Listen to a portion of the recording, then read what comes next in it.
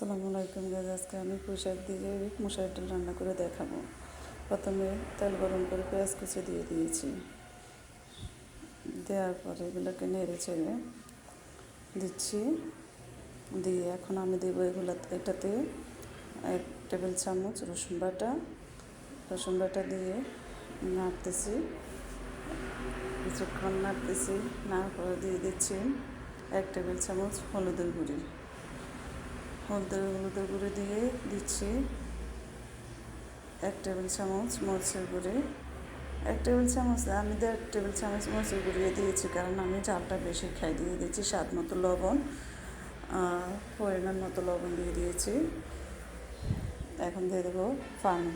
মশলাটা কষানোর জন্য ভালো করে কষিয়ে এটাকে এখন আমি একটু 1 মিনিট এভাবে রাখার পরে এখন আমি এসে দেখি মশলাটা আমার কষানো হয়ে গেছে।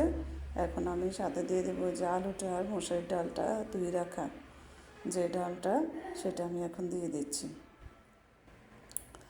দেওয়ার পরে এটাকে আমি এখন ভালো করে নেড়ে ছেড়ে নিচ্ছি। ডাল জিনিস তাই ডালটাকে ভালো করে নাড়তে হয়, না হলে নিচে লেগে যাবে। ভালো করে ডালটা নেড়ে চেড়ে এখন একটু পানি দিয়ে দিয়েছি। পানি দেওয়ার পরে এখন আমার ডালটা হয়ে গেছে। হওয়ার পরে আমি পুঁই শাকগুলো দিয়ে দিচ্ছি। পুঁই শাকগুলো ভালো করে ধুয়ে নেবেন যাতে কোনো কিছু না থাকে। আমি এখন এগুলোকে দিয়ে দিচ্ছি আস্তে আস্তে। এখন নেড়ে ছেড়ে এগুলোকে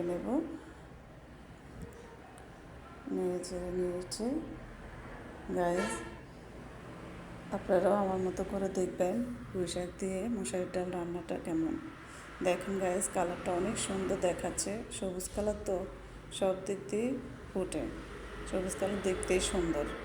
যে কোনো জিনিস দিয়ে রান্না করলে সবুজ কালারটা ভালো দেখায়, সুন্দর দেখায়। এখনকে আমি ঢাকে রাখছি। 10 মিনিট রাখার পরে আমি আসছি, কাঁচামরিচ দিয়ে দিচ্ছি সাথে দিয়ে দিয়েছি।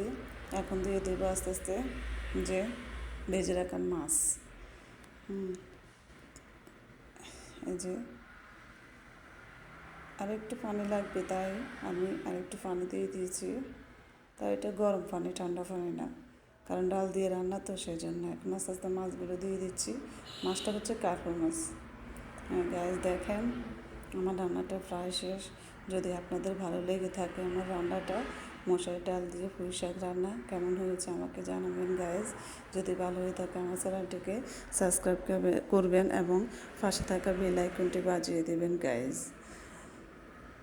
আসসালামু আলাইকুম গাইজ, সবাই ভালো থাকবেন। আল্লাহ হাফিজ।